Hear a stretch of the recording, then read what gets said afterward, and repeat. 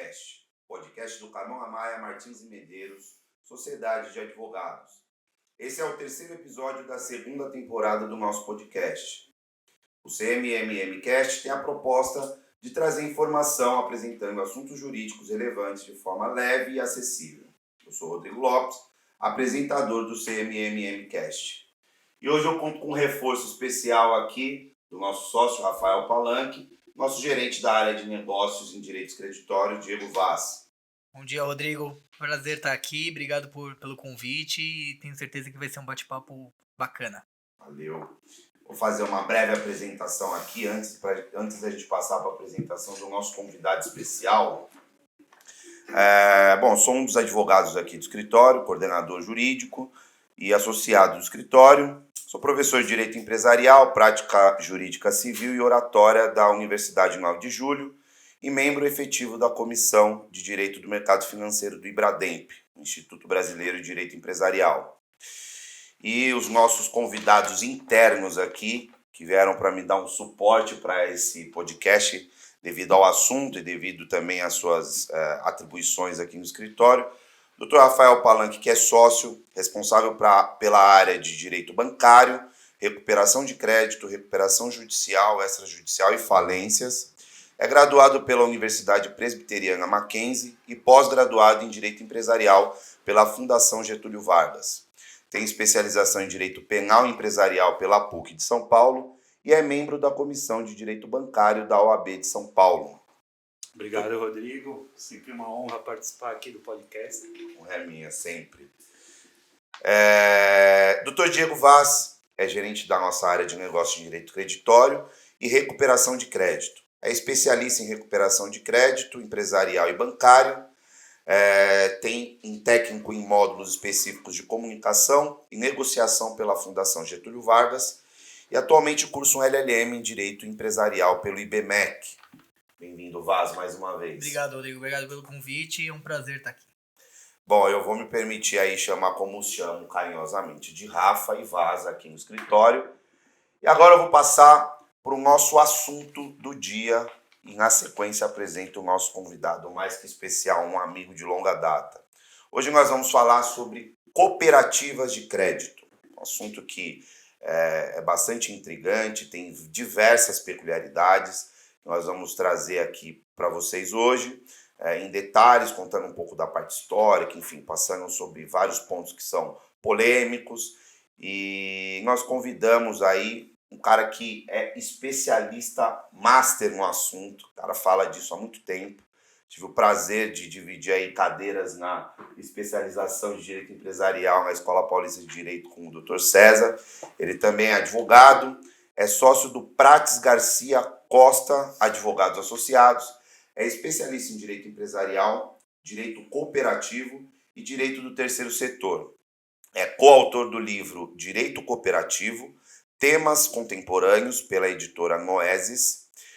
É revisor do livro Cooperativismo Passo a Passo, pela editora Juruá. Professor do curso de bacharelado em Direito da Universidade de Guarulhos e da Faculdade Progresso. É professor convidado da pós-graduação Lato Sensu em Direito Empresarial da Escola Paulista de Direito. É presidente da Comissão de Direito Empresarial da OAB, subseção de Guarulhos, e presidente da equipe BNI Sucesso, a maior e mais bem-sucedida organização de networking de negócios do Brasil. Ele também é tradutor e intérprete de Libras, língua brasileira e de sinais, certificado pela Universidade Federal de Santa Catarina.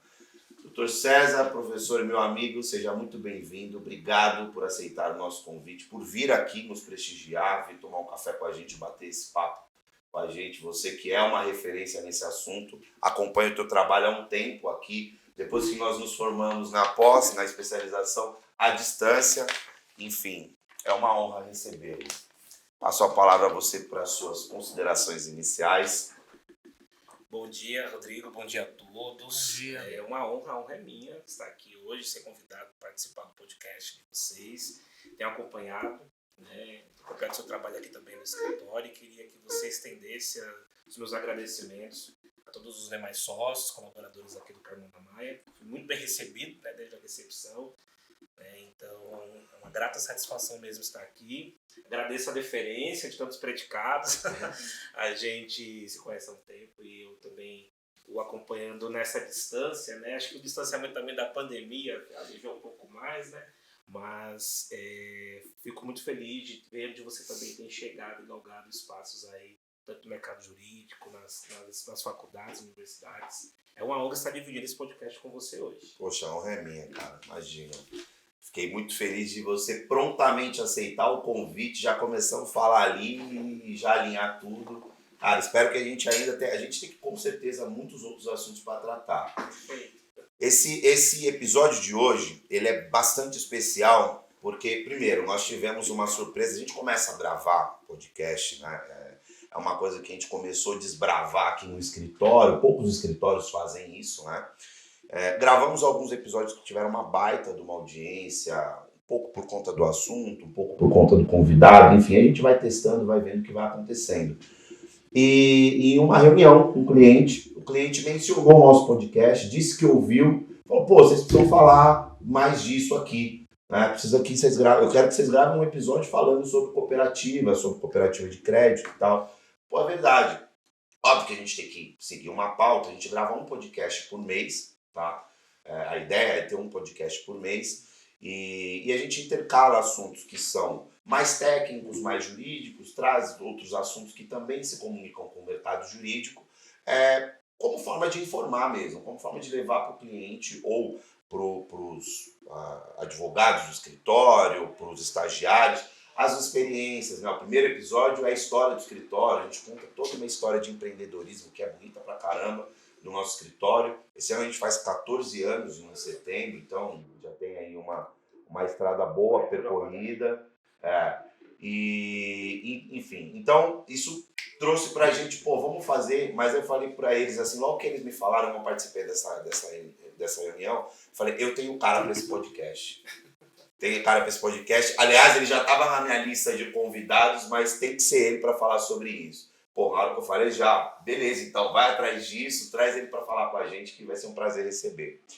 Bom, vou passar a palavra então para o nosso sócio para fazer suas considerações iniciais. Antes da gente passar para os assuntos específicos, Rafa. Obrigado, Rodrigo. Realmente é uma honra.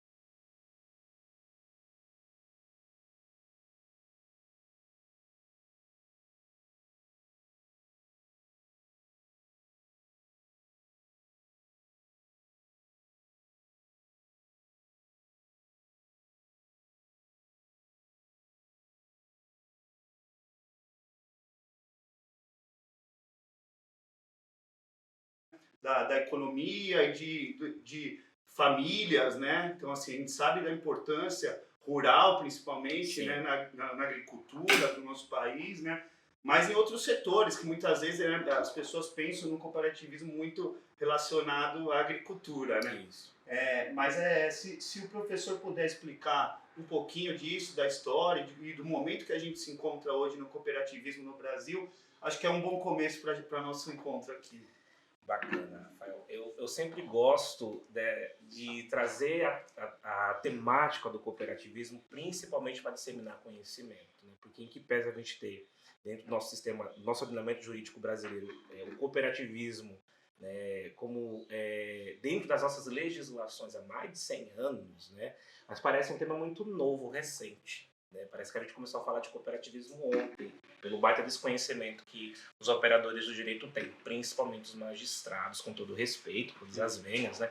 Não é uma matéria que a gente estuda, né, nas graduações, Eu tenho uma grata satisfação de lecionar cooperativismo na pós-graduação em Direito Empresarial lá da EPD, porque é importante que o profissional saia, pelo menos, conhecendo o básico para poder atuar, ou quando se deparar com essa questão, né, seja um procurador, um magistrado, ele saiba realmente aplicar de forma assertiva, justa, o direito, né, em que polo que a cooperativa esteja, né, porque ela merece. Só que o desconhecimento muitas vezes faz com que ela seja injustiçada, e é bastante. E eu sou um defensor ferrenho.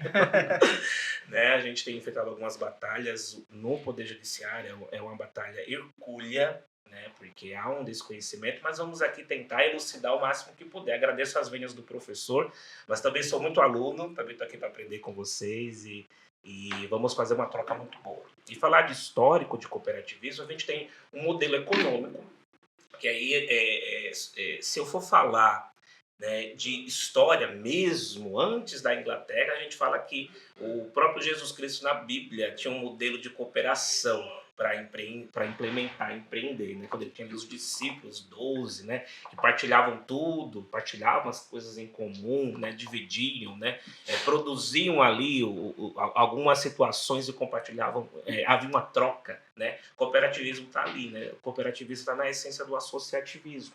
É você querer estar fazendo uma troca por ajuda mútua muito justa, equitativa, né? E a gente tem esse conceito, né, desde que o mundo é mundo. Se a gente for olhar, conceito de cooperação, de ajuda mútua, de troca justa, troca equitativa.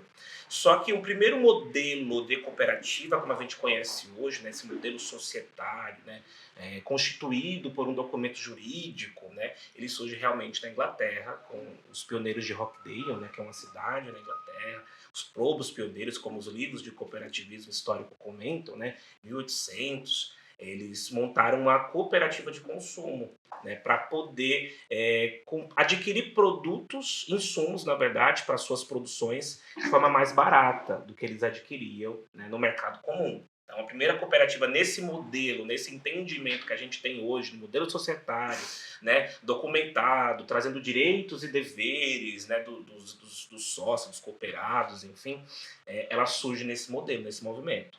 E aí ela começa a migrar, e a gente tem um movimento migratório, né, muito forte aqui no Brasil, né, nesse período aí de fim da escravidão, né? Vem os imigrantes italianos, ingleses, enfim, vem os imigrantes europeus vêm para o Brasil e eles trazem esse modelo com eles para o Brasil, né? Essa vivência do cooperativismo. Ainda mais por ser uma região que enfrentou guerra, que enfrentou uma série de situações onde a escassez era tamanha, né? A gente até historicamente entende o porquê que eles se uniram em cooperativas, numas variados modelos e possibilidades e negócios e atividades, porque eles viam no próximo, né, no seu companheiro, no seu colega ali de cooperativa, tal, uma forma deles sobreviverem, né, nessa troca em comum. Então eles importam para cá. A gente não tem essa experiência, né, de escassez assim tamanha no Brasil. Eu sempre comento isso quando eu vou falar de cooperativas, né? A gente não sofremos guerra.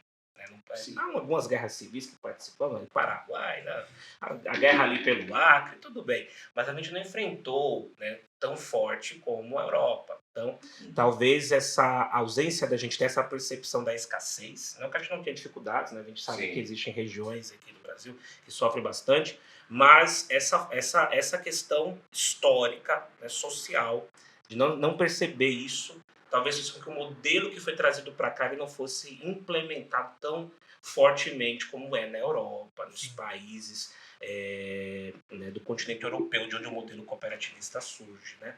Mas a gente tem boas experiências, eles trouxeram para o país. As primeiras cooperativas que surgiram, por incrível que pareça, não foram agrícolas, foram de crédito. Que é o tema do nosso... Em que década? 1907, a gente tem o registro da primeira cooperativa de crédito. E o que acontece? A ideia era realmente fornecer crédito, porque as pessoas precisavam tomar, né, crédito para poder usufruir e construir seus negócios, seus empreendimentos, Então, lógico, a gente tem um país agrícola, mas havia um domínio da exploração agrícola, né, pelos grandes proprietários de terras, então dificilmente eles iam se reunir em cooperativas porque eles já exploravam né, de forma muito forte, né, esse setor. Então, a primeira assim, cooperativa que a gente tem registro mesmo é de crédito. E ela surge para fazer frente às necessidades de obtenção de crédito, ainda mais naquele período, né? Início ali do século XX, né, 1900 e poucos, os bancos oficiais para fornecer crédito, né, eram muito difíceis, né? Então existe uma influência forte estrangeira no direito bancário, aí os professores também me incidem, né? E elas surgem para fazer essa frente, né? De trazer uma solução creditória mais justa para as pessoas naquela época.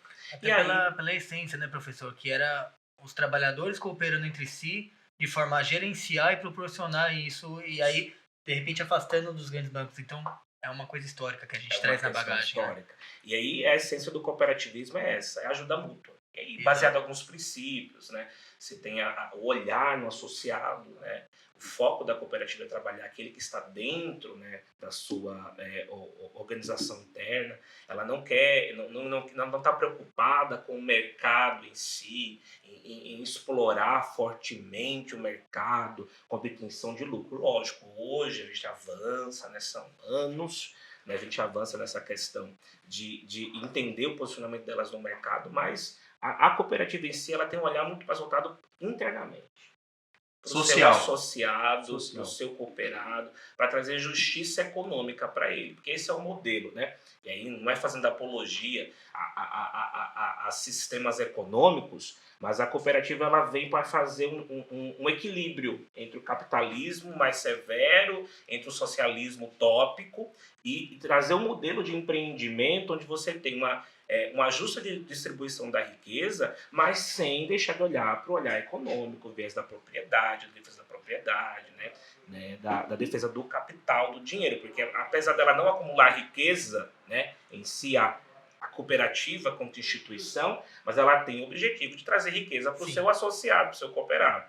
Seja com que ele tenha mais receitas, né, mais ingressos no seu patrimônio, seja com que ele economize. Né? Mais força de compra, de aquisição pela economia. E aí a gente tem um caráter de maior personalização, porque é aquele que conhece do negócio proporcionando o próprio negócio para obter algum resultado, né? Isso mesmo. Acho que essa é a principal diferença, essa personalização, conhecer o cooperado, conhecer o que ele precisa e como você vai atender a demanda. Eu acho que essa é a diferença basilar para... Não, com certeza, é o ponto crucial. E esse olhar interno, para atender as necessidades do associado, do cooperado, né? Aí uma hora a gente vai falar associado, cooperado, sócio, né? O termo é sócio, né? Correto mesmo? Mas a gente costuma falar cooperado, cooperativado. Opa, já né? Tem uma novidade aqui para mim. Então o termo correto é sócio, né? É sócio. A cooperativa é uma sociedade de pessoas, né? Sim. Sociedade Mas a gente vê o pessoal chamando muito, né, de associado ou cooperado. E porque a própria legislação, né, hoje de regência, é uma legislação que ela é de 71, é mais nova, vamos botar assim, das anteriores. A primeira legislação ela surge em 1902, perdão, e aí tem algumas atualizações, 1932, aí vai seguindo. Essa de 71 ela trouxe muito bem a figura travada ali, a descrição do membro da cooperativa como associado. Talvez para diferenciar dos sócio-empresários? Talvez sim. Até para ter uma identificação, apesar traz, de ser sócio. O artigo 3º e o artigo 4º, quando eles caracterizam, eles falam é uma sociedade, sim, mas é de natureza civil, com características sui generis, então talvez queria-se essa diferenciação, sim, mas ele já trazia ela como sociedade de pessoas, né? Mas o Código Civil 16 não falava sobre ela, né? A gente só teve essa conformação no Código de 2002, né, onde ele realmente, lá no parágrafo único do 982, fala que ela é sociedade, mas o termo é sócio. O associado vem muito desse viés associativista que a cooperativa desenvolve. Né? Por quê? Porque a atividade econômica que a cooperativa empreende, ela é apenas a justificativa para ela prestar um serviço para o seu membro, para o seu integrante. Então, ela se vale da atividade econômica para que ela tenha um retorno para o seu membro. Né? Atividade econômica é apenas a justificativa, porque o fim dela mesmo é prestar um serviço ao seu associado, ao seu cooperado, ao seu sócio. Cooperativa de crédito vem do cooperativismo, né? Então a gente tem a legislação especial que trata do cooperativismo e aí na sequência vem a cooperativa de crédito, né? Evidentemente fala sobre fornecer crédito, mas a ideia é o cooperativismo. Sim, com a legislação de 71, a gente avançou muito, né? A Lei 5764 de 1971, a gente avançou muito em cooperativismo. Ela foi muito inovadora para a época. Ela trouxe o cooperativismo. Nós tínhamos já um cenário agrícola forte, né, de exploração agropecuária, agropastorio, os pequenos proprietários de terras, né, se reunindo para poder sobreviver melhor e poder escoar melhor sua produção.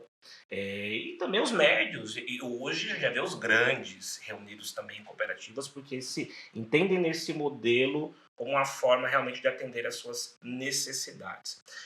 Então, em 1971, nesse país eminente agrícola, a gente teve uma legislação que teve um enfoque para as cooperativas agropecuárias, para as cooperativas de crédito, mas não desprezou os demais modelos de existir. Então, em 71, a gente era a única legislação que dispunha sobre o cooperativismo de crédito, cooperativismo no geral, era a Lei 5764, avançada para a época, eu ouso dizer, avançada até hoje, né? Porque ela traz um detalhamento do funcionamento jurídico do que é o cooperativismo, tal qual a Lei das Sociedades Anônimas faz com as companhias. Um detalhamento preciso. É o que torna ainda mais curioso a falta de entendimento, né? Hoje, aqui nos escritórios responsáveis por essa condução jurídica, aí, nós temos aí no nosso portfólio a principal atuação para instituições financeiras, né? Voltado para o mercado financeiro, e a gente abarca as cooperativas de crédito também para prestar esse tipo de serviço. E por ela ter tanta situação sui generis, mas que é bem explicada pela lei, ela deveria ser melhor compreendida, porque é um instituto, ele é específico. Basta que os juízes se esforçassem um pouco para entender, dadas as venhas. E eles, como responsáveis por isso, a gente tem alguns precedentes aqui, a gente se esforça muito para esclarecer com a melhor forma possível, né? Tomara que os juízes escutem o nosso podcast também, para entender desde esse aspecto histórico. É uma coisa que lá atrás já tinha uma previsão. A primeira cooperativa, então, vem a ser a cooperativa de crédito.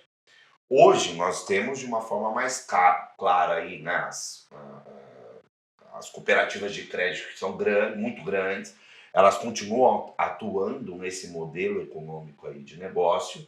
Então, se ouve falar mais. Eu confesso que antes da gente operar com eles e eu vir para cá, né, eu não conhecia cooperativas de crédito. Né? Eu trabalhava já com empresarial, já fazia recuperação de crédito, mas eu não conhecia esse formato. Né? Vim aprender aqui com eles. E elas são muito grandes, elas tomaram uma proporção muito grande.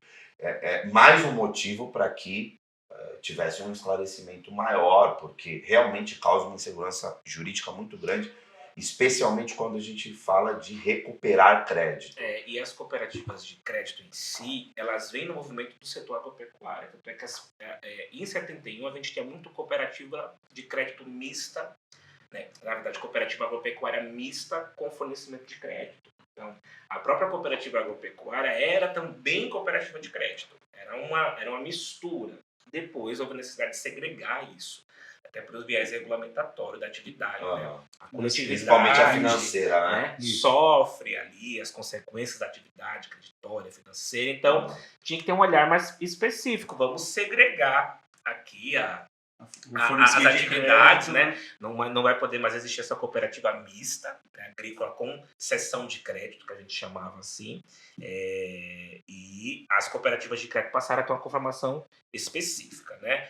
Nascem, já tinha uma regulamentação do Banco Central, do órgão regulador, né? Desde essa época lá de 71, e passam a tentar se destacar no mercado, né? As cooperativas em si, elas sempre enfrentaram dificuldades desse entendimento, apesar da legislação específica trazer bastante sobre a sua natureza. Não se tinha um certo olhar governamental, para alguns setores econômicos do cooperativismo, mas faltava expertise executiva, administrativa, de gestão para as cooperativas, né? E por quê? Porque eu era o próprio cooperado, que era sócio, que era dono, que era gestor. Então você não tinha ali um alto executivo, um especialista em gestão para ordenar isso. Decidiam em assembleias, aquela confusão e geral. aí aquela questão, a cooperativa preza muito pela democracia, independente de capital, é sempre um voto para todo mundo, né? A maioria vence, bacana, mas não é nem sobre isso. Era a falta mesmo de expertise gerencial. E aí, na década de 1990, surge o Serviço Nacional da Aprendizagem do Cooperativismo, que é o SESCOP. E aí ele vem trazendo formação técnica profissional para essas cooperativas. Eu tive a honra de trabalhar no SESCOP e o quanto isso faz uma diferença para as cooperativas, porque você começa a profissionalizar a gestão. E aí foi quando elas deram um boom mesmo, a partir da década de 90. Sejam as demais cooperativas, sejam as próprias cooperativas de crédito. Porque aí você tem um esforço, né, do próprio governo brasileiro e da própria sociedade em fomentar, né, capacitação técnica para esse quadro de associados ou para os futuros gestores, que também ser um gestor de cooperativa, né, administrar uma cooperativa é totalmente diferente de administrar uma sociedade de capital, uma empresa comum, né? Tem que ter um olhar diferenciado. Porque o usuário do serviço também é dono. Isso causa um nó. Né? Causa um nó, porque você não está prestando só serviço para um cliente. Ele manda em você. Está administrando, gerindo o patrimônio dele. Né? Então, tem que ter realmente um olhar diferenciado. Então, a partir de 90, a gente tem esse crescimento. Elas chegam hoje onde chegaram. Né? Existe sempre um lobby, né? Porque é economia, né? Não pode se falar que não. Até acho que uma das perguntas, já me adiantando, é a questão, né? Cooperativa não é banco, né? Por que não é? Porque a atividade da cooperativa de crédito é eminentemente bancária, né? Ela está dentro do sistema financeiro nacional. Algumas operações ela não pode fazer, como a compensação de cheques, acessar em mercados oficiais do governo, né? Que aí só os bancos estão podendo operar nesse sentido, mas ela é eminentemente atividade bancária. E se você for para fora do país, todas as cooperativas de crédito fora do país são bancos. Os demais países do Brasil, a gente vai para a Argentina, nosso vizinho, vai para o Chile, que é vizinho. As cooperativas de crédito são bancos cooperativos. Você não Mas tem jabuticaba, essa não ser banco é mais jabuticaba. Né? Você não tem essa distinção. Mas em 71, quando a lei do cooperativismo, né, forte mesmo, que estrutura o sistema surge, foi bem no período de reestruturação forte do sistema bancário, né? De aglutinação, de diminuição daqueles monte de banco que a gente tinha, né? Um monte de banco internacional. Então, tem uma proposta do Ministério da Economia da época de uma legislação, um decreto que disciplinasse a reestruturação societária dos bancos, né? Eles se aglutinassem, eles incorporassem um no outro. E aí, com certeza, em 71, na aprovação da legislação, houve um lobby que fala, não, vamos incluir... Já estamos nesse sistema de aglutinação, queremos aqui existir, o governo já está nos forçando a uma reestruturação aqui. Então, vamos deixar que as cooperativas de crédito também estão no nosso espaço, né? E aí, deve ter chovido um lobby, porque essa questão da cooperativa não ser banco é uma expressão na legislação que diz que cooperativa não pode ser banco. Mesmo prestando todos os serviços que um banco... Mas também não foi isso. Não todos, né? Com algumas exceções. Não é assim também, ela não começou a prestar hoje todos esses serviços, né? Foi aos poucos, né? Sim. Ela foi ganhando espaço. Ainda vem evoluindo. Foi ganhando espaço. Não foi dado tudo para ela de vez, assim, ela só podia realmente fornecer empréstimo ao associado, não podia ter conta corrente, nem conta poupança. Aí depois ela foi adquirindo esse status, né, com a reforma do cooperativismo de crédito, principalmente a partir de 2009, com a lei implementar 130.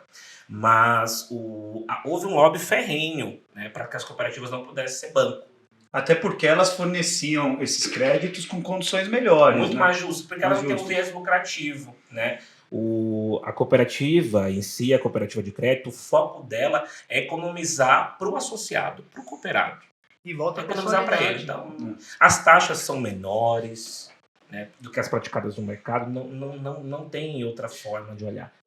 A gente vê hoje um movimento de competitividade do sistema financeiro, das instituições, isso agora com as fintechs, né, com outros modelos de instituição financeira, que na verdade começou antes com o cooperativismo.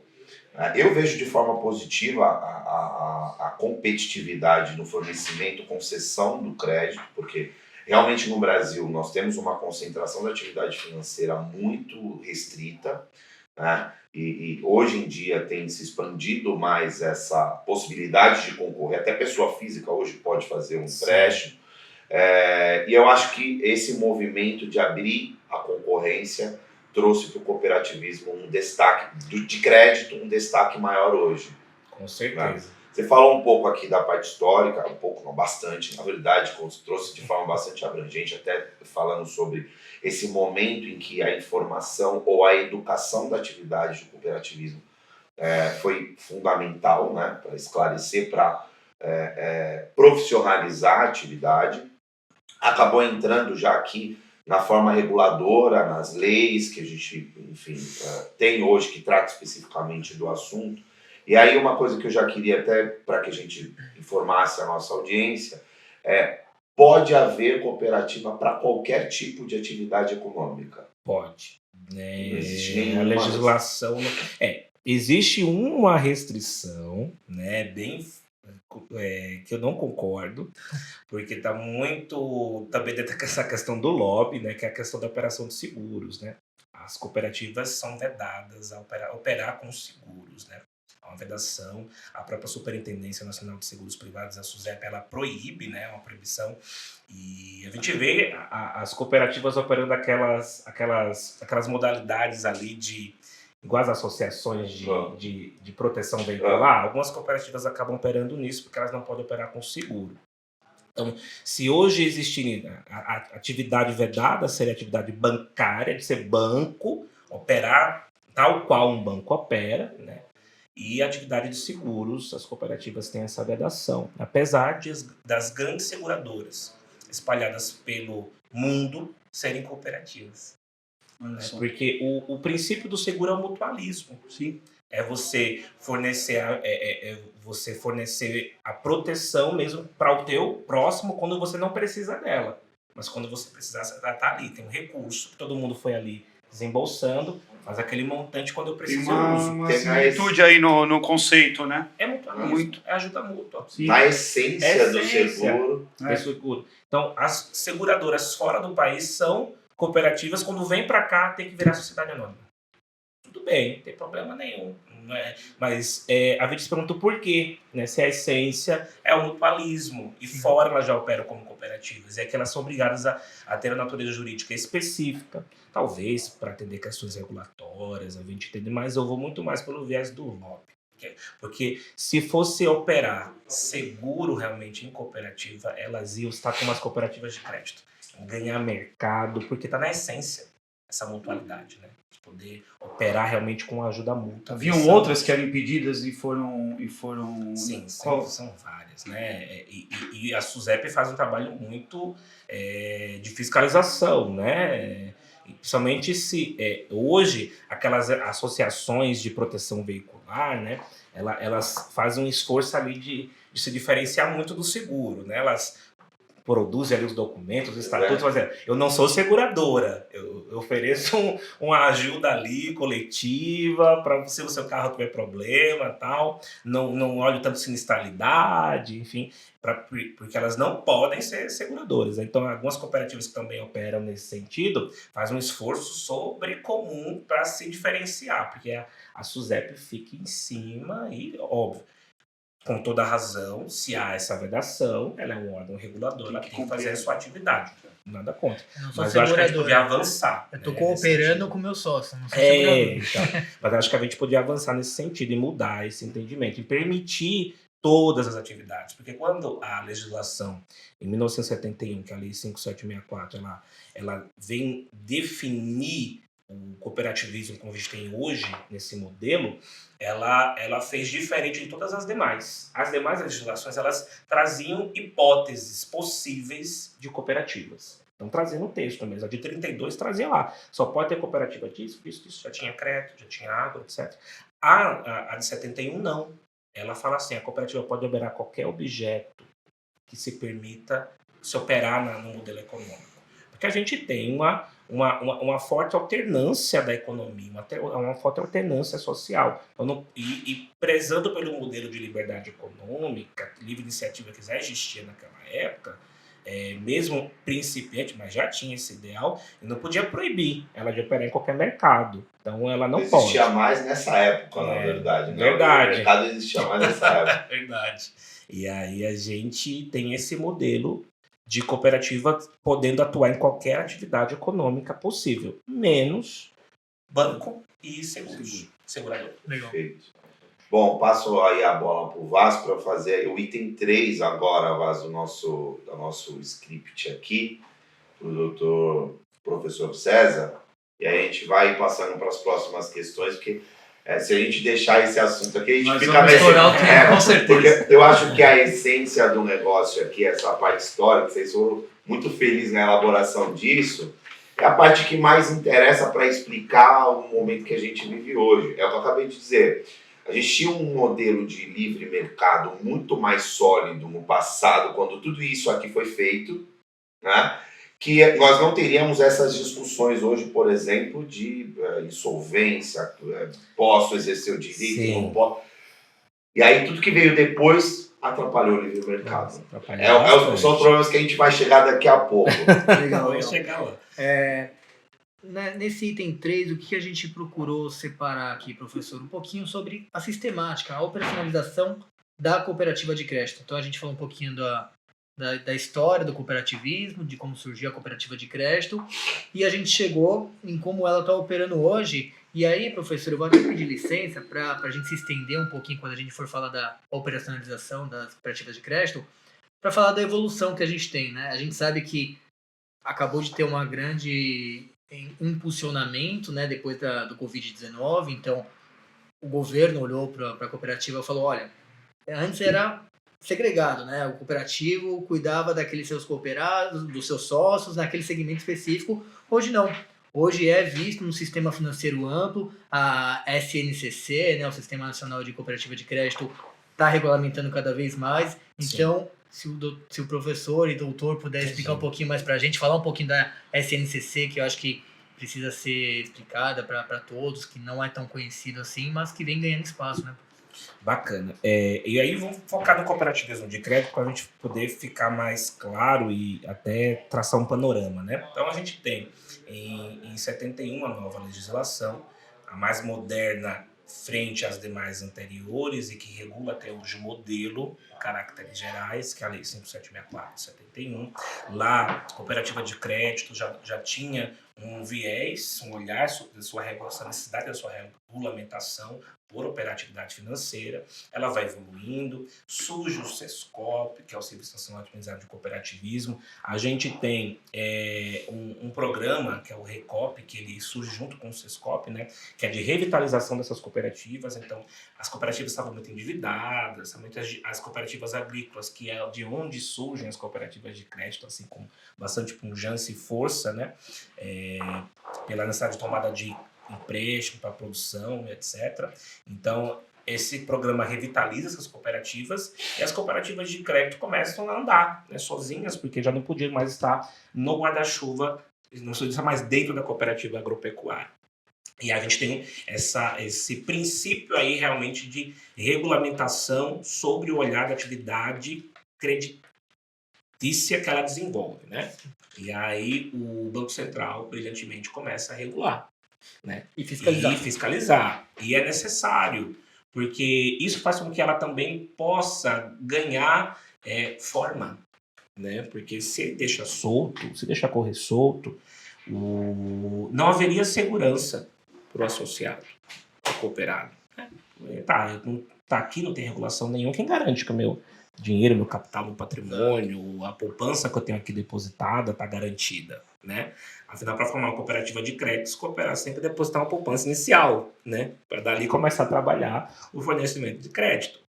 Então, é muito necessária a regulação, a regulamentação, e cada vez mais, com o avanço do mercado e o crescimento do modelo do cooperativismo de crédito, o Banco Central começou a trazer mais um olhar nesse ambiente regulatório. Então, eu vou te possibilitar trabalhar mais. Então, eu vou te regular mais. Ótimo, é bom porque traz segurança para a sociedade, para o cooperado.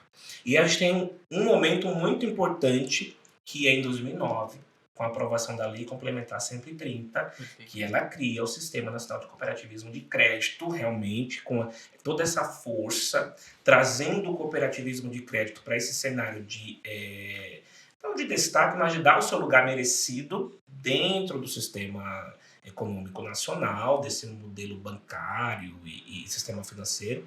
E ali dentro da Lei Complementar 130, a gente tem um olhar para as estruturas que já existiam dentro do banco.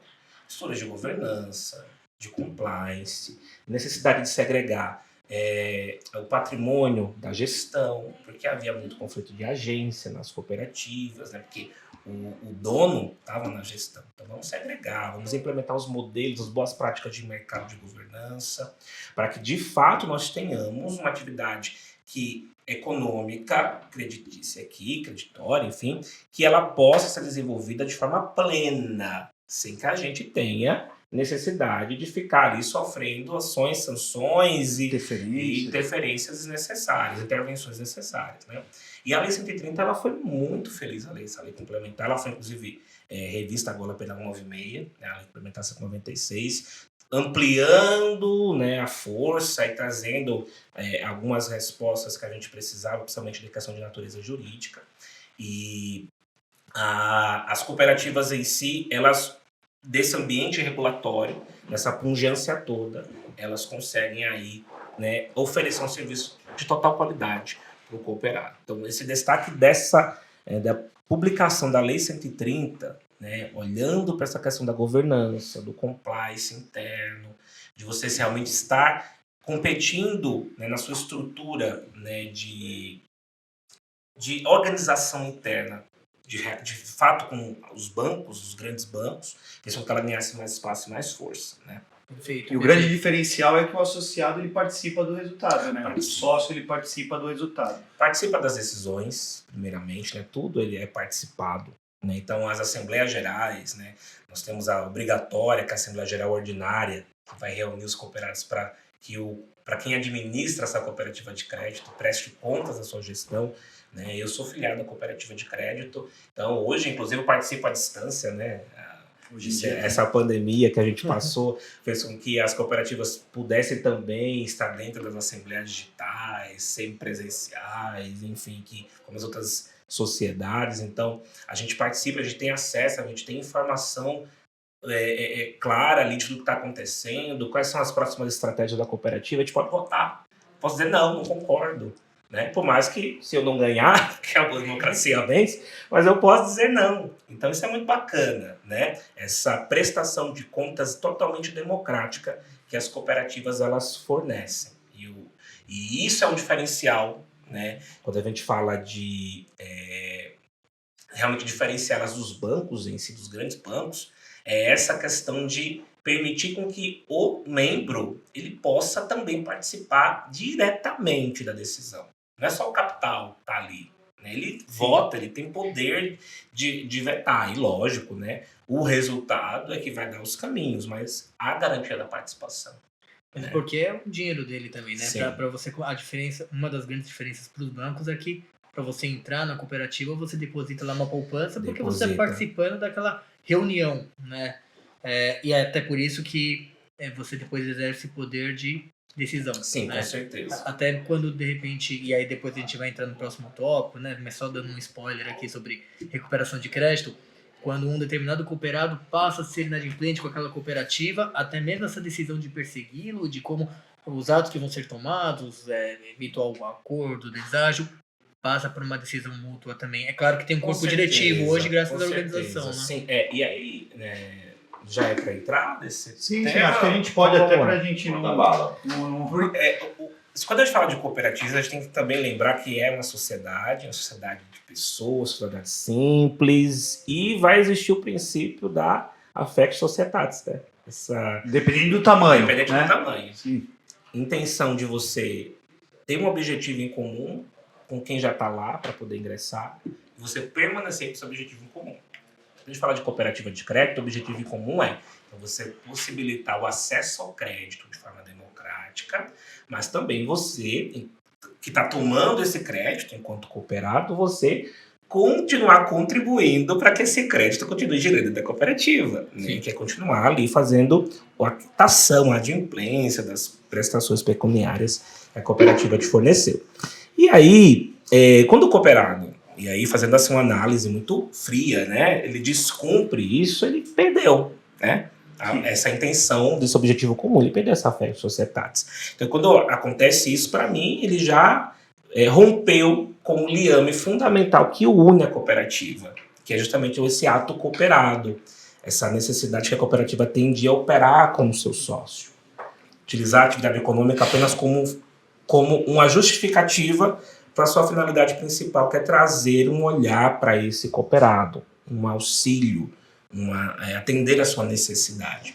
Então, se ele se torna inadimplente, ele já feriu esse liame em comum que o liga com a cooperativa e com seus pares, ele feriu o objetivo principal da cooperativa, e ele está sujeito ao que nós chamamos de ser excluído, né? Das diversas formas que a legislação possa oferecer, seja por eliminação, por exclusão, enfim, depende muito da situação específica em si. Então, que bacana, é um olhar muito importante até para diferenciar das relações bancárias em si. Então, não é que você tomou um empréstimo e deixou de pagar, e até para os juízes que estão nos assistindo, quando a gente tanto briga, quando a gente tanto vai com a devida V, né? Claro, né? Briga no bom sentido. Sim.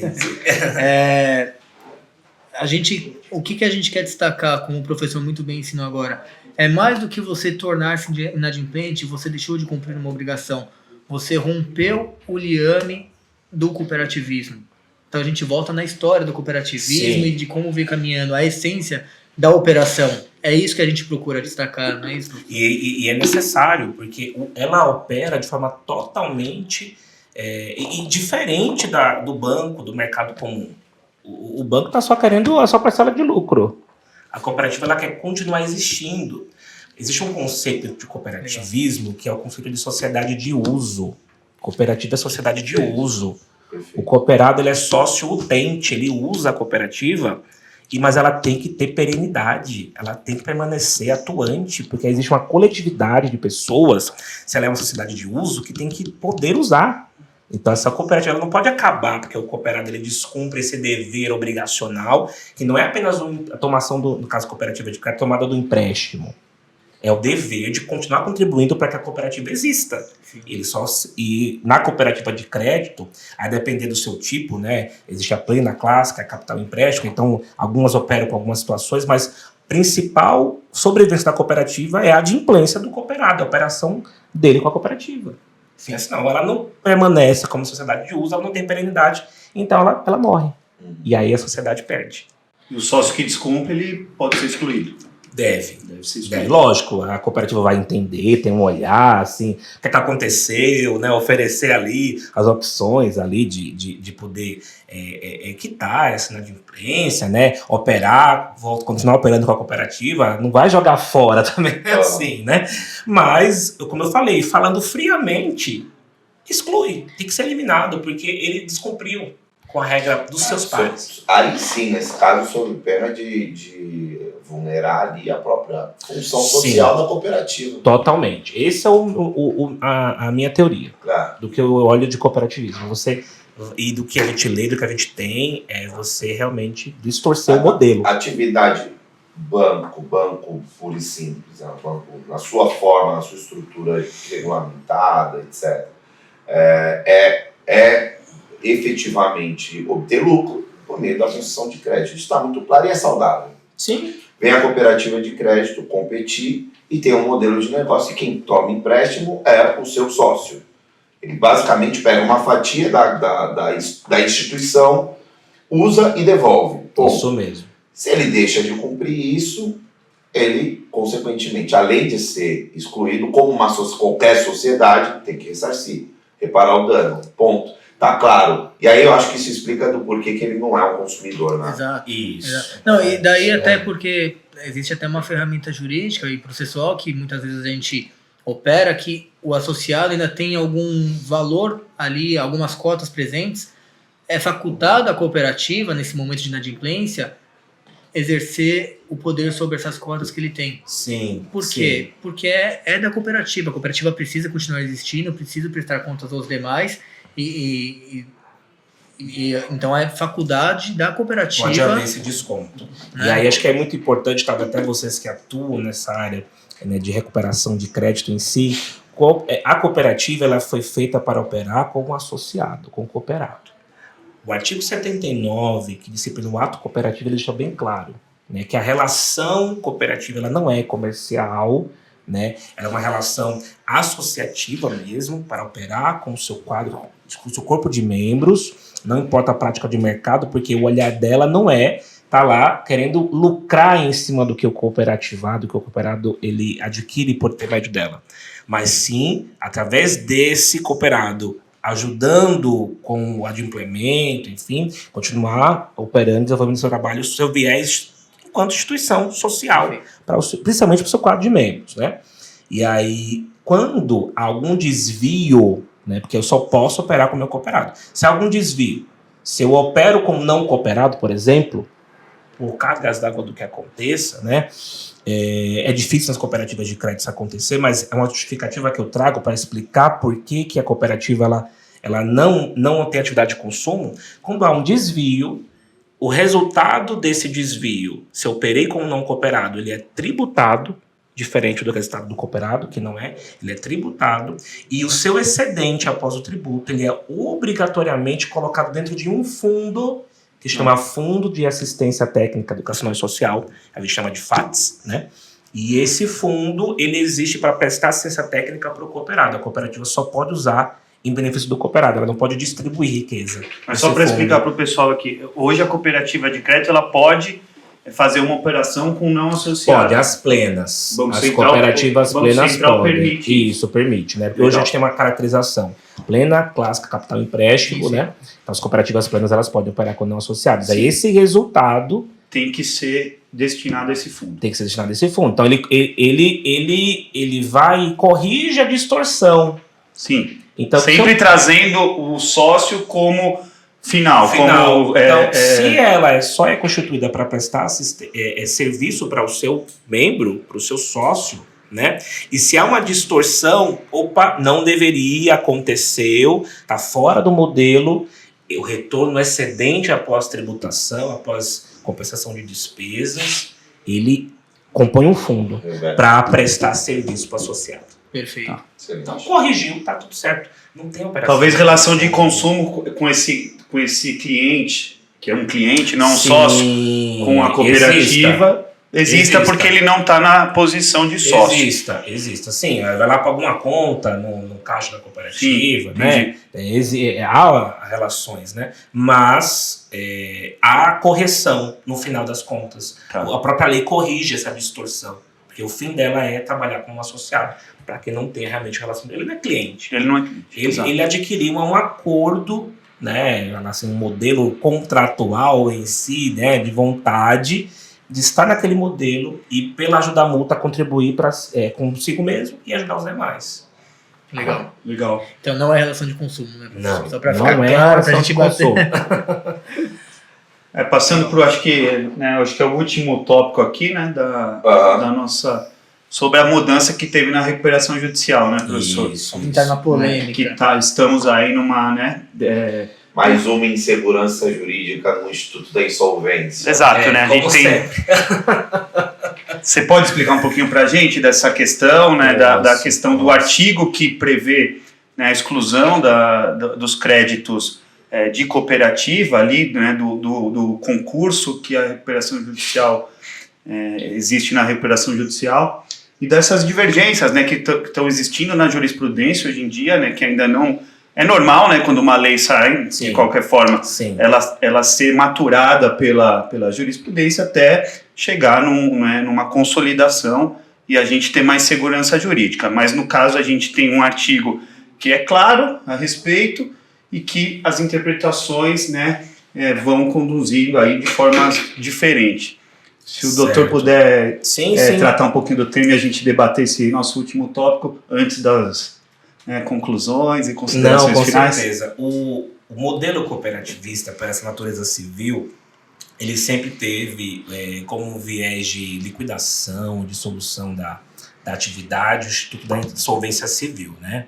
Então, a cooperativa quer encerrar as atividades, vai lá, faz a liquidação, né? Paga o pago passivo, se houver algum apuro ativo, pago passivo, se houver algum resultado excedente, divide ali para os cooperados, né? E tá tudo certo, né?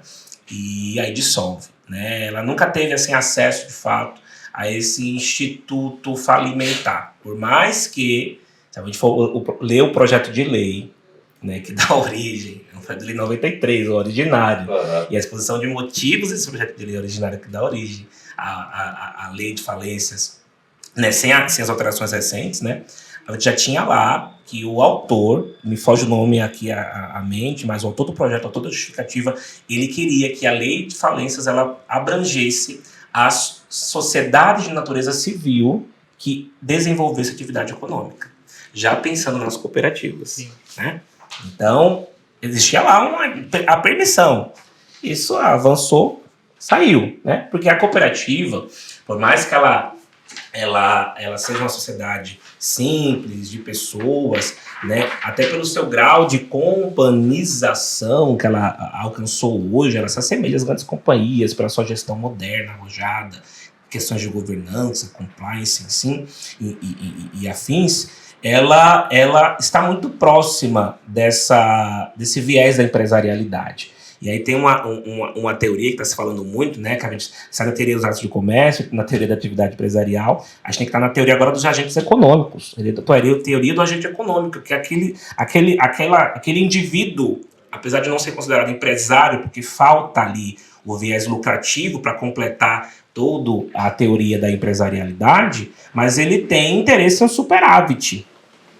Ele não quer ficar no 0 a 0, ele não quer empatar, ele não quer ficar no prejuízo, ele quer superar. Então, esse superávit, né, que hoje tem esse olhar sobre essa teoria do agente econômico, é o que as cooperativas desenvolvem, né? Elas não têm finalidade lucrativa, mas elas se interessam por um superávit, por ganhar escala para o seu membro, para que ele possa sempre ter economia ou ganho, né, de ingressos. Fazer uma referência com uma associação, com uma organização não governamental. Isso. Ela tem interesse também no superávit para reverter para a própria associação. Isso. Então o lucro ele não é que ele não é permitido, né, o superávit, mas ele tem que ser destinado... Tem que ser destinado para a sua finalidade. Eu diria que ela não tem finalidade lucrativa, mas ela tem finalidade de prosperar.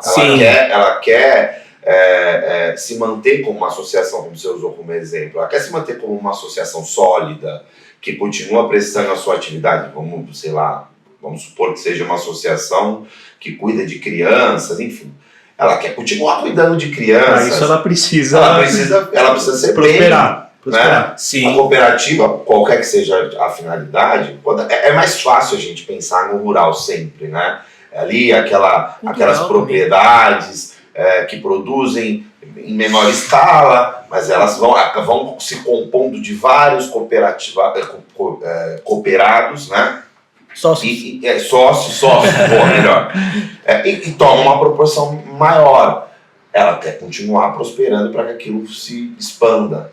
Do financeiro, do crédito, não tem uma lógica distinta dessa, porque ela quer, na atividade financeira, se tornar uma grande cooperativa de crédito, que leve crédito a mais cooperados.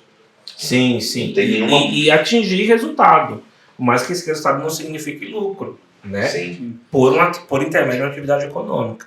E aí, erroneamente, acho que a gente excluiu as cooperativas desse instituto, da Lei de Recuperação em Falências. Porque a insolvência civil não atende, né?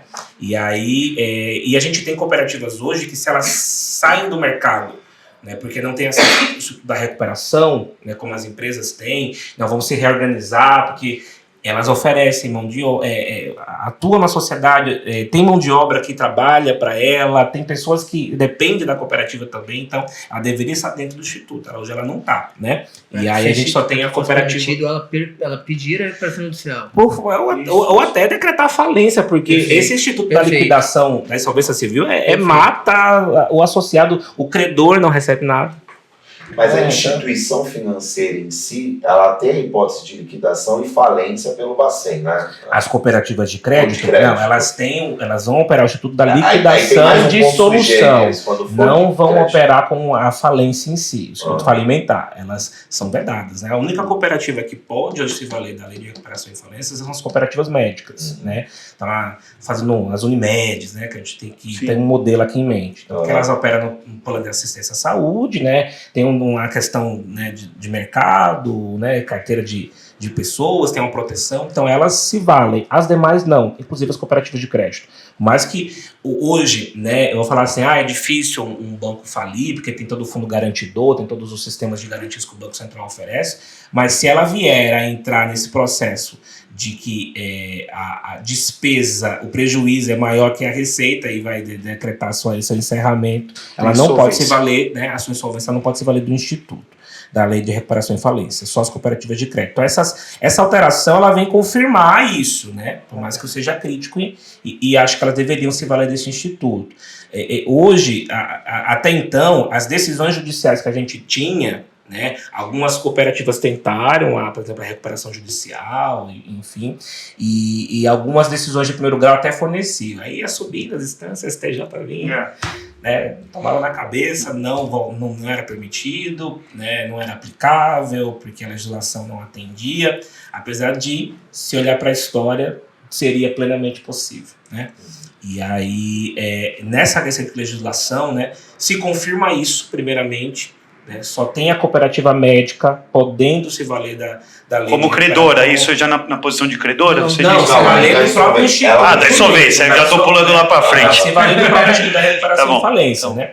E aí essa recente alteração, primeiro confirma isso, só elas podem se valer. Agora, as cooperativas de crédito em si, né, e as demais cooperativas, não só falando de crédito, né, as demais cooperativas, os atos cooperativados, por não importarem relação de mercado, né, eles não vão poder estar dentro desse viés extraconcursal, né. Ela, enquanto credora, né, sim, né, se o cooperado, né, ali é inadimplente, deixou uma inadimplência, ele é uma empresa que se vale do Instituto da Recuperação Judicial, o crédito desse cooperado ele vai poder ir para ser cobrado se esse cooperado, que deixou de ser cooperado, decretar recuperação ou falência. Ela vai poder ir lá e participar, né, da mesa de decisão da recuperação, né, ser uma das credoras que vai votar pelo plano ou habilitar os seus créditos na falência desse cooperado. Porque o crédito dela em si, ele deixa, né, o crédito em si deixa de ser apenas um ato cooperativo, porque ele rompeu com esse vínculo, né? Esse vínculo que unia quanto cooperativado foi rompido. Agora tem apenas um crédito, certo, que eu tenho que receber. E se esse ex-cooperado decreta a recuperação ou falência, eu tenho que receber de algum modo esse crédito.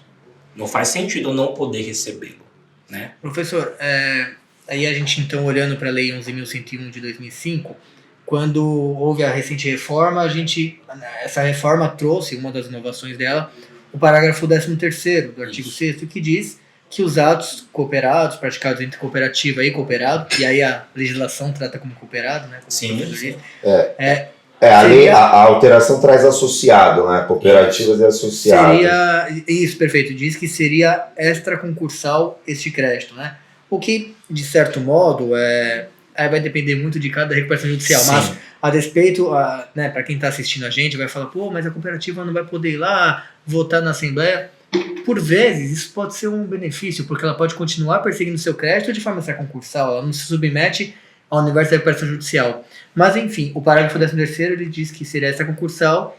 A gente tem algumas decisões positivando isso, algumas decisões já indo contra isso. qual que é a opinião do professor? O que o professor acha? Discorre um pouquinho pra gente. Olha, eu confesso que, do ponto de vista de que depois que esse cooperado ele sai, né, ele rompe com esse vínculo com a cooperativa, quebra-se o liame que o une ao objetivo social, a cooperativa faz a eliminação desse cooperado, ele sai, esse crédito ele é meramente um crédito.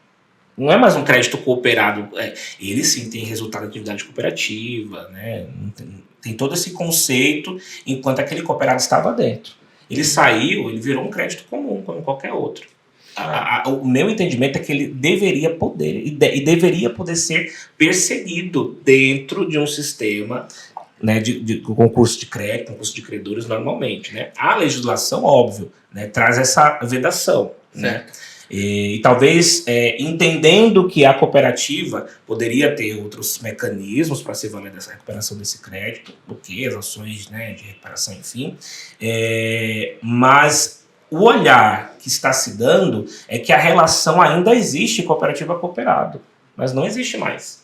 Você rompeu com o liame. Mas não seria, de repente, prejudicial a cooperativa submeter ela a um concurso de credores conquanto a relação precípua dela era uma relação de cooperativismo, por isso que talvez o legislador quis deixá-la como essa concursal, para que ela pudesse perseguir sem se submeter ao concurso de credores? Pode ser um outro ponto de vista. Pode ser também, não pode ser. Continuar preservando o seu modelo, né, e deixando assim talvez bem claro que você não vai poder se valer de nenhum voto da lei de recuperação e falência. Aqui não te atende, porque a sua natureza é distinta, né? Até pelo artigo, né, que ele fala, não se sujeita aos efeitos da recuperação judicial os contratos e obrigações decorrentes dos atos cooperativos praticados pelas sociedades cooperativas com seus cooperados, né?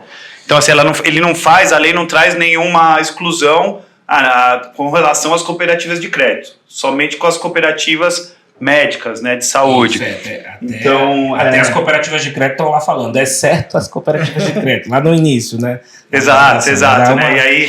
E aí, assim, pelo espírito da lei aqui, pelo objetivo que a lei, né, a meu ver, quis trazer, ela não exclui a cooperativa de crédito. Daí vem o judiciário, faz uma interpretação, né, não em todas, que a gente está tendo decisões divergentes, mas essa decisão que não inclui as cooperativas de crédito nesse artigo, ela vem com a justificativa que as cooperativas de crédito não podem pedir recuperação judicial, não podem pedir falência, né, estão reguladas pelo Banco Central ali, que em razão disso não se enquadrariam aqui neste artigo. Né? Então ainda está muito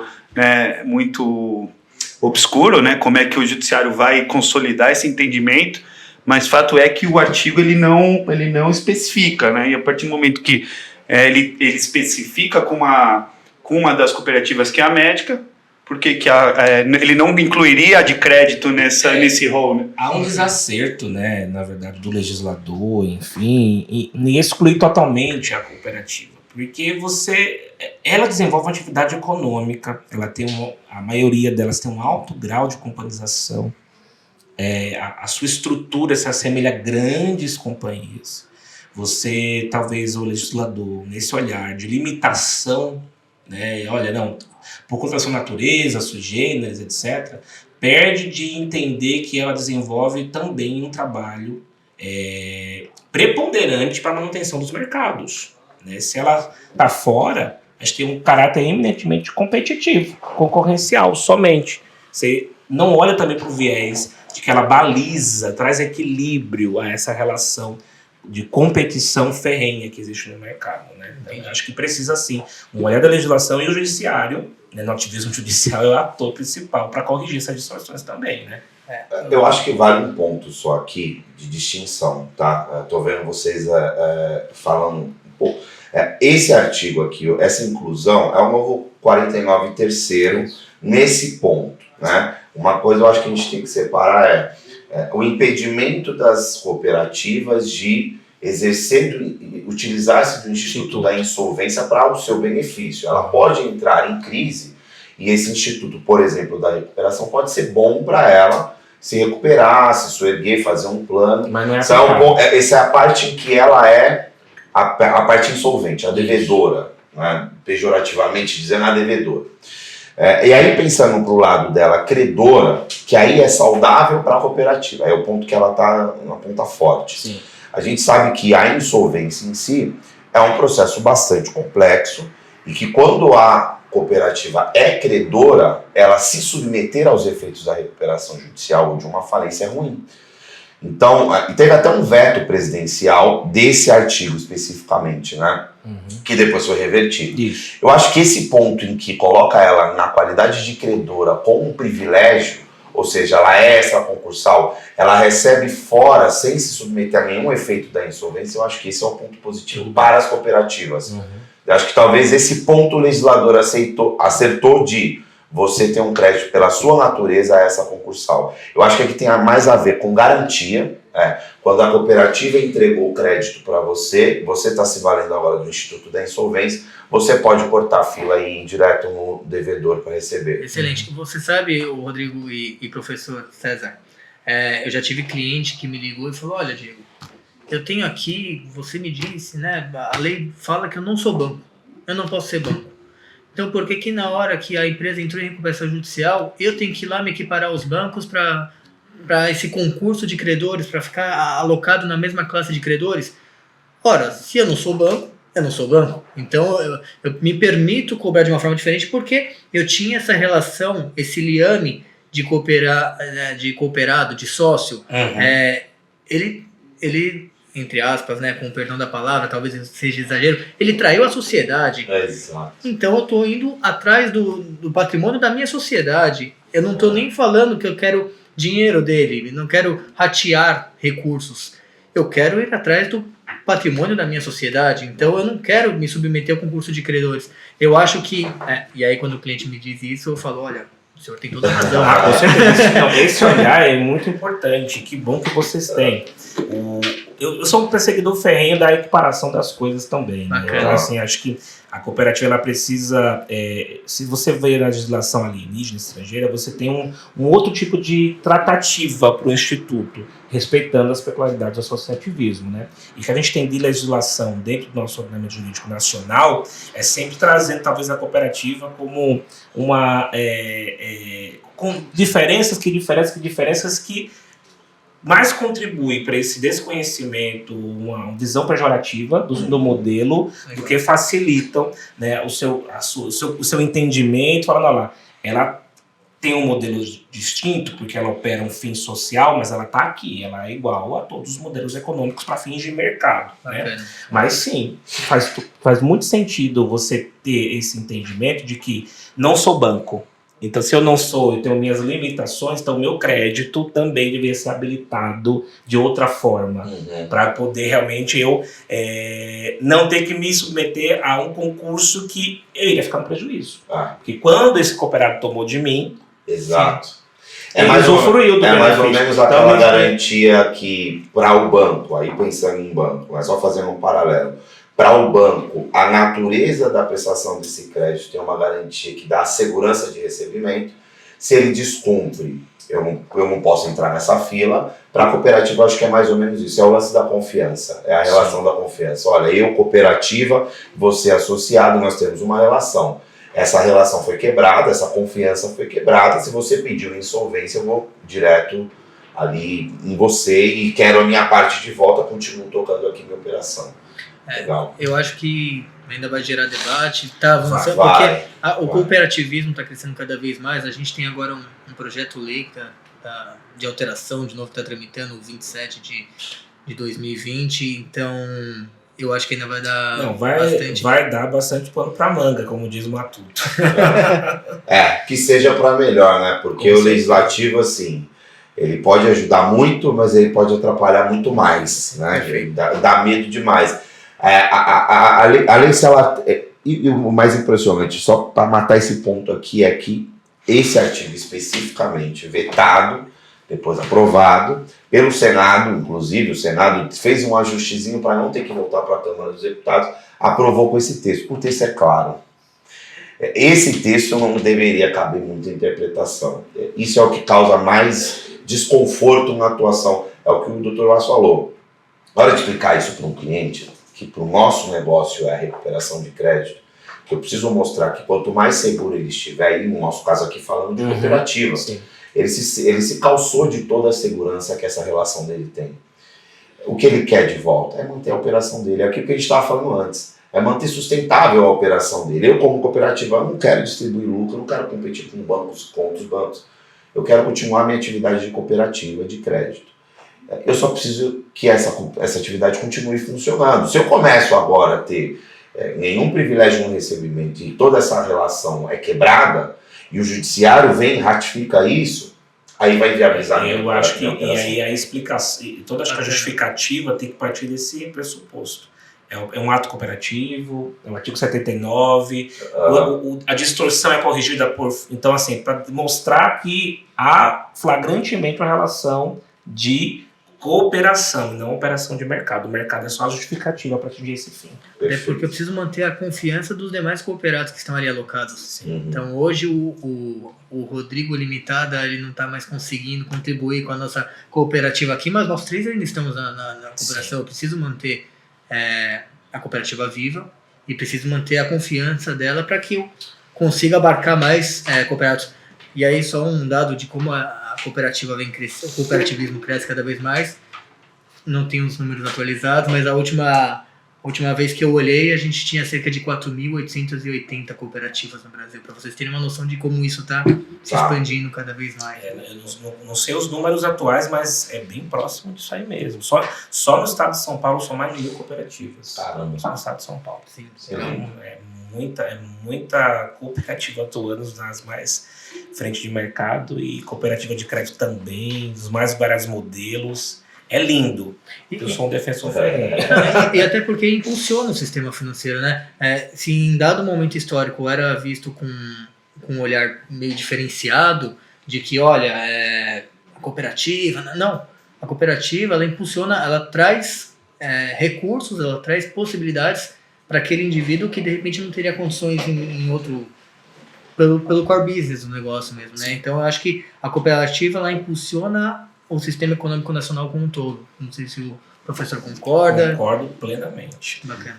Plenamente. Meu amigo, professor César, já vou aqui já encerrando, porque eu sei que ainda tem palavras pela frente aí. Muito obrigado mais uma vez pela honra de ter você aqui no nosso podcast. Foi um prazer ter essa conversa. Como eu te disse no convite, a ideia é a gente ter um papo que seja de fato consumível, né? E se ele se estende demais no tempo, ninguém quer ouvir. Sim. Então a gente quer que as pessoas coloquem aí no carro, vindo para o trabalho, coloquem no fone de ouvido, no ônibus, etc. E acho que esse nosso bate-papo ficou muito interativo, está dinâmico. Enfim, convido as pessoas a compartilhar os seus alunos, os meus alunos, a galera do escritório. Compartilha, façam comentários disso que ajuda bastante a gente a impulsionar esse conteúdo da ideia, que vocês fomentem, para que a gente continue produzindo. Se não houver esse engajamento, a gente não tem por que continuar fazendo isso. Então, mais uma vez, muito obrigado, tá, pela aula que você deu aqui para nós, por aceitar o convite, por vir aqui nos prestigiar. Mais uma vez, agradeço por isso, porque hoje em dia, com esse negócio, desde a pandemia... tá bom, eu aceito o seu convite, mas é o seguinte, eu vou fazer aqui no conforto e tal, não que sejam presenças menos importantes, porque a gente trata de assuntos também relevantes, mas querer vir aqui, nos conhecer, tomar um café com a gente, poxa, mais uma vez, muito obrigado, você realmente é muito generoso. Imagina. E espero aí que a gente possa ter outros papos tão enriquecedores como esse, tá? Meu amigo e parceiro de sempre, Rafa, obrigado aí pela presença, por reforçar aí essa conversa de hoje aqui, conhece muito mais do que eu sobre o assunto, obrigado. Imagina. Uma honra, meu irmão, obrigado, queria agradecer também o professor César, uma aula aqui, né, fiquei besta aqui, só aprendendo, então agradecer ao Vaz, Rodrigo, pelo convite, uma honra sempre. Agradeço também ao Dr. Vaz, que participou pela primeira vez do nosso podcast. Legal, Espero que você volte mais vezes para reforçar nosso time aqui. Obrigado, Rodrigo. Já a gente entendi a cobrança. Vou aparecer mais. Valeu. Obrigado, foi um prazerzaço. Obrigado, professor César, que eu já tinha o prazer de conhecer pessoalmente também. Foi muito legal dividir esse bate-papo e aprender tanto com o seu conhecimento, professor. Passo aí a palavra para suas considerações. Fique à vontade. Eu que agradeço, o convite que muito me honra, foi um aprendizado mútuo aqui na essência do cooperativismo e espero que tenha atendido aí as necessidades dos clientes, dos ouvintes, nossos alunos, né, entender um pouco mais desse modelo e talvez aí também adentrar, né, no modelo cooperativismo, fazer parte de uma cooperativa. Para mim falar de cooperativismo é sempre uma grata satisfação mesmo e agradeço a você por me oportunizar isso, levar um pouco de conhecimento, se eu posso falar assim, né com toda aí falando dessa posição de professor, não, pelo amor de Deus, também sou aluno, estou aqui para compartilhar apenas o que a gente tem de entendimento das coisas e fico à disposição de vocês para o que precisar, outros convites, gosto de falar, já perceberam? E muito obrigado a todos daqui. Obrigado a você. Foi uma honra.